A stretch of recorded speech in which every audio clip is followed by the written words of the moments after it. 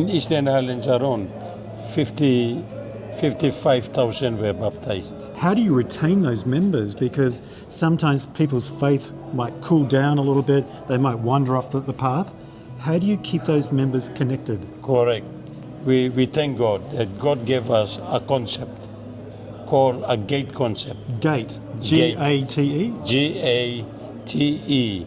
G stands for God first. We are encouraging all our people to maintain the spiritual altars. Yeah. There's personal devotion early in the morning. They have to wake up and study their Bibles, lessons, and morning watch.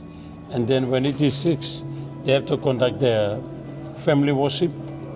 And then make sure they have to be faithfully attending all the corporate services like Sabbath worship and prayer meeting and Sabbath opening and Sabbath closing. So G, God first, and of course anyone watching this, they can apply this to their own spiritual journey can't they? They can. So begin with morning devotion, have evening devotion, attend the church programs. Yeah. What about A then? What does A stand for? A stands for agriculture. Agriculture, okay. And of course, PNG relies heavily on agriculture. We heavily depend on agriculture. And if you don't grow food, you don't eat, well, basically. We starve to death. Okay. We starve to death and we don't have money. And that's where a lot of backsliding will take place. So we are encouraging them to plant a lot of fruits in the garden, crops in the garden. Yes. Different varieties. Sure. So that they will have enough to eat. Yes. And also enough to sell and get some income. Great. And then they can, support the God's work with tithes and offerings. And I had the privilege of attending one of your camps where they were training and teaching those skills. Yes. And you were even growing some rice yourself. Yes, I'm growing rice myself.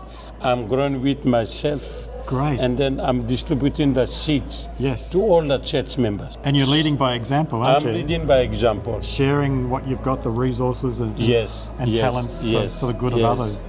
So they can be self-reliant and they can stand. A for agriculture.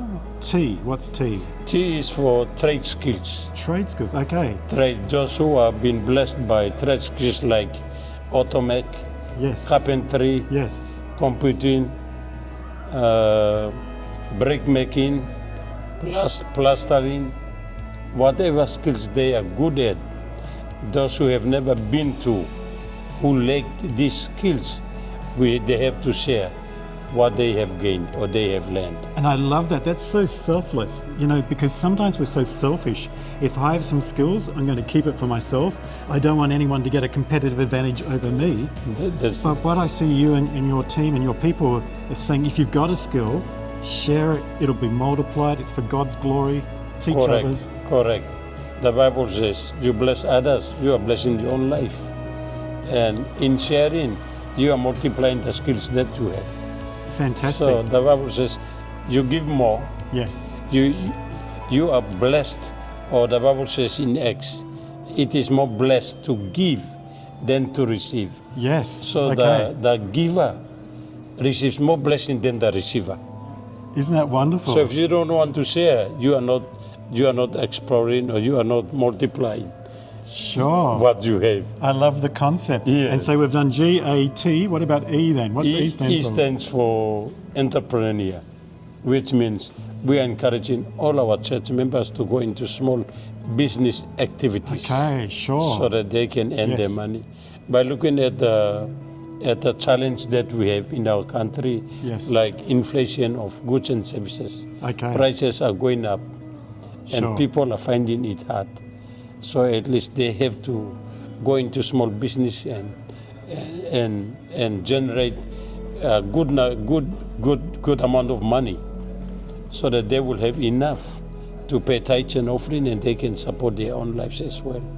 And when I was visiting you, we interviewed a man, and he said, before I wasn't earning any money, and when I couldn't go to church to give my tithes and offerings, but now that I have income, I feel like my worship is complete. Correct. Earning some money, I can pay back to God. I can worship God, not only in my time and my praise, but with my offerings and tithes. Correct.